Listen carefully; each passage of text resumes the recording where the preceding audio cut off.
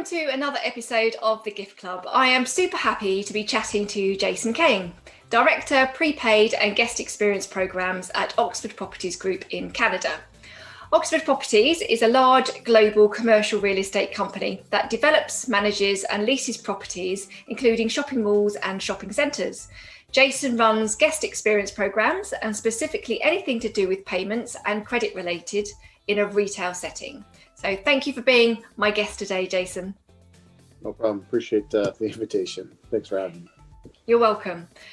Jason, you have been with Oxford Properties for over 10 years and have embraced the closed loop gift card market, negotiating and implementing the first ever Canadian mall-based gift card program with American Express, which, may I add, was the first shopping centre gift card program in Canada to have no declining balance. So, big question. What made it such a success, Jason? First and foremost, there's so many things that go into this program. And I think the first thing I need to cite is the fact that we have great assets. We started with 5 shopping centers and a $25 million program, and we've grown it to 10 shopping centers and a bunch of other assets that fall under the OMERS and Oxford umbrella. And our card program is actually closed. So we've expanded it to not only be retail based, but include things like hotels and airline actually, which I think has driven a lot of sales and adoption because it's not just a retail card. It has an X factor to it. And a lot of the cards here in Canada typically only within the mall space, typically only focus within the mall and don't expand outside of that. So we have an X factor to our card, which we refer to as the plus. It's more than just retail. We also focused on a lot of emerging markets, emerging payment markets. Because our gift card program is closed, we are able to use it as a tool for our merchants to accept payments they normally wouldn't. One of the things that we were the first adopters of as well was the China Union Pay payment. So what we did was customers who would come to Canada, or customers who were living in Canada that only had a China Union Pay card could use it to buy our gift card and then go shopping within our properties. So that really drove a lot of volume for us because it made the customer be able to use their form of payment, something that they're used to within our shopping centers without having the merchants having to change their technology, adopt a new payment format, vet a new payment format, and implement it, which is always a challenge when you're going across, a lot of merchant locations, especially when you're a large retailer.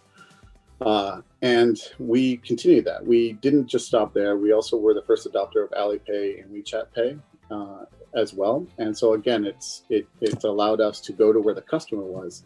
The customer is used to paying with WeChat or Alipay in their home country, and they come to Canada, whether they're resident in Canada already or visiting, and they're able to shop using that payment vehicle. And again, the merchants don't have to adopt it from a technology standpoint, and using QR peer-to-peer kind of payments would be a further step for merchants to try and integrate with, and we've been doing it for about 3 years now.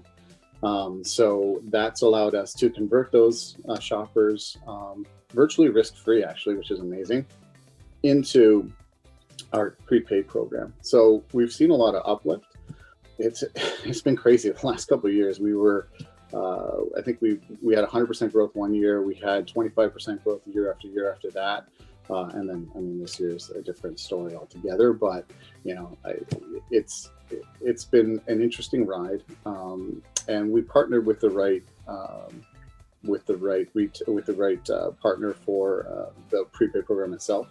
American Express, we were the first in the market, as you mentioned, to go with American Express, and we kind of rubbed against the grain with that.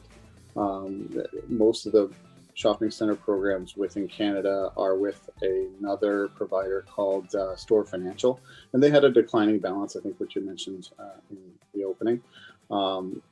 And we were coming from behind. We were still running a certificate-based program. We were, it's paper-based, and everyone else was on a gift card. So I think that led us to choose a program that didn't have a declining balance, because certificates don't, and we didn't want to have that experience, and we saw it as a negative. Amex was the only program out there offering it. And we also saw benefits with them having, the brand cachet that they have, and with the no decline bounce, it was a really easy discussion for us to make that selection. We've expanded into rewards programs and fundraising programs, and are able to get into reseller programs as well. So we've been able to expand to markets and channels where mall cards typically do not play in. And we've been very successful at that expansion. So there's so many things that go into it. I could talk forever. I have a great team that supports me. It's amazing, and supportive upper management. It's been an interesting ride for the last 5 or 6 years. Interesting and really positive. So I'm interested in another positive story that you might be able to tell is how sales have been affected in the last 8 months, Jason. Yeah, well, I mean, everyone has been hit pretty hard. We were closed for three months out of the last 6 to 8. So, it's been challenging and surprising in some ways. I think we saw a lot of decline. Obviously, we're closed. There's not a lot of opportunity to sell, but we saw some other interesting activity in the channels that I just mentioned. We saw an uptick in our rewards programs redemptions because some partners were, I don't know if they're trying to get rid of stock or stuff that they're holding on to, but which is probably the truth. But they started promoting our card and selling it at a clip that I wouldn't have expected. So we were expecting 0 sales, and we were getting a lot more than that. And I would say 10 times what I would have expected would be trickling in. And luckily, we were actually in the midst of transitioning our online sales to a fulfillment company, and we were already launching that in the process of COVID kind of coming in. So we were able to maintain a presence and sell the cards to the consumer. And there was a demand. I think there's a lot of, what do I gift? Who do I give it to? How do I give it? And if you could do it virtually, if you could do it without going out, there was a lot of traction there and a lot of sales as a result. Great. So it sounds like, COVID forced your hand to get stuff done. That's something you said to me previous when we were talking, that has impacted your bottom line. So what did actually COVID teach you? There's a lot of different things. It's taught me, and I think, my team in general. I think one of the things that we did was lean on our partners. How do we get through this? We don't know. So I think a little bit of patience, like be patient, figure it out, and assess whether or not you have the right tools to go forward in this environment. And we were already looking at some solutions for, future state, like digital sales and vending machine sales. And we were able to shift gears and roll out some programs in quick succession. I think digital sales, I thought was going to be a next year project, like a 2021. And I thought that vending machine wasn't even on our radar. So we were able to kind of like, okay, well, what do we do now? Let's think about it and let's roll out what we can. And we were able to implement vending machines in 4 months or 5 months, which is crazy.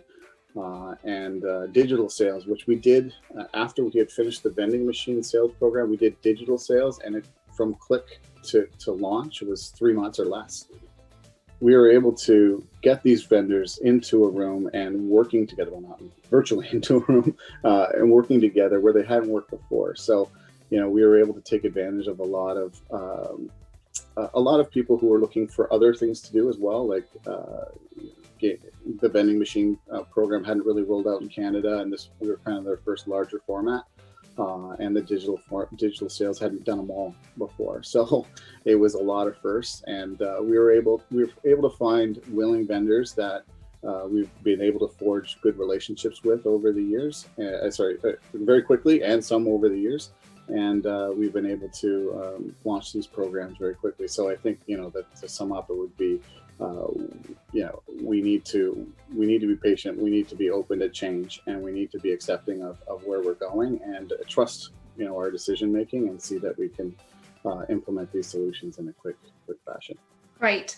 So I mean, I've said this before, that it's great to have a positive story that's come out of the last 8 months, and there's still some tough times ahead. Obviously, you've got some great deal of experience in your background, Jason. So to share with your peers and to the audience who are your peers, and to help others with challenges, that the pandemic has created and what will be ahead, what would your sort of top 3 pieces of advice be to other retailers or shopping malls across the world? I think one of the things that we've heard over the years is the retail apocalypse is coming.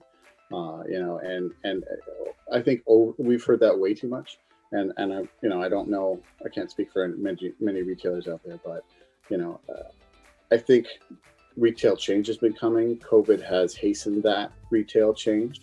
We're still seeing merchants come to Canada and open firsts with us. So there is always going to be a need for a retail environment. And I think with COVID, what COVID is actually showing us is that we really need social interaction more than we ever thought.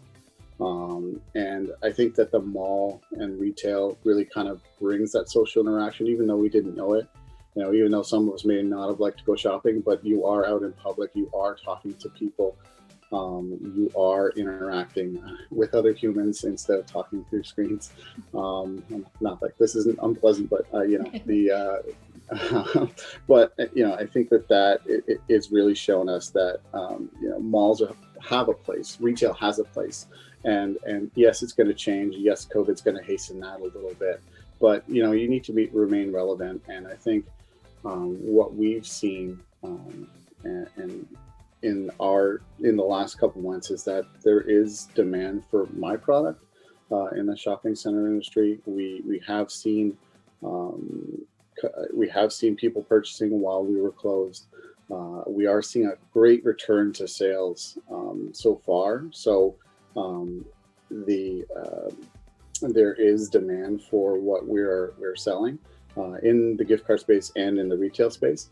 But I think what I would take away from COVID specifically is that I've been lucky in that I've forged good relationships over the time that I've been at Oxford, which has been 10 years. Reach out to people that you haven't reached out to before and start talking about the art of the possible. Like, we've been able to launch a digital program, which was on our radar, but not even conceptualized. And we were able to do it in 5 months. Go where the customer is and try not to drag them where they don't want to go. We're selling in rewards programs. Customers are already there. They're already willing to purchase. They have points that they can't use in COVID when you're closed. So they can use it to purchase gift cards or other experiences. So, my recommendation is, look at things you haven't looked at before. Emerging payment markets would be a great place to start. We've had a lot of success there. And make sure, even within those new places you haven't gone, talk to them and figure out what the art of the possible is, what the future is, where they're going. And so you can at least, hey, wait a minute, when you connect the dots later with some pieces that you've never thought of before. I know that this person's doing this, and I know that person's doing this, so maybe we can make them work together. So I think that those are the kind of the tickets to success and things that I would focus on. Otherwise it would be keep positive and go for a walk a couple times a day. Would be some things that I need to make sure that I do to make sure that I keep going under this weird world we live in now. Great. What great advice. And you've come from great backgrounds, some great success stories that you've just told. Thank you so much, Jason. Thank you so much for your time. It's been great. No problem. Pleasure.